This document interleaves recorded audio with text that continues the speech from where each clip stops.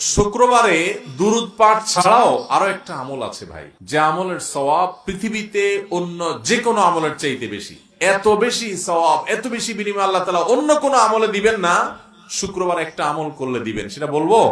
এত বিপুল পরিমাণ, এত অল্প সময়ে, এত অল্প পরিশ্রম করে এত বিপুল পরিমাণের সওয়াব, আখিরাতের কারেন্সি। দুনিয়াতে টাকা দিয়ে চলি আমরা, আখিরাতের কারেন্সি সওয়াব।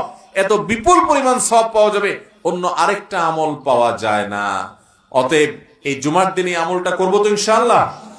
এটা যদি কেউ করতে পারে, নবী করিম সাল্লাল্লাহু আলাইহি সাল্লাম বলেছেন, ওই ব্যক্তিকে, এই যে মসজিদে বাসা থেকে ঘর থেকে হেঁটে গেল, প্রতিটা কদম, যতগুলো স্টেপ সে নিবে, যতগুলো কদম সে ফেলবে, এই প্রতি কদমের বিনিময়ে, এক এক কদমের বিনিময়ে 1 বছর নফল রোজা রাখলে এবং তাহাজ্জুদ পড়লে যে পরিমাণ সওয়াব পাইতো সে পরিমাণ সওয়াব পাওয়া যাবে।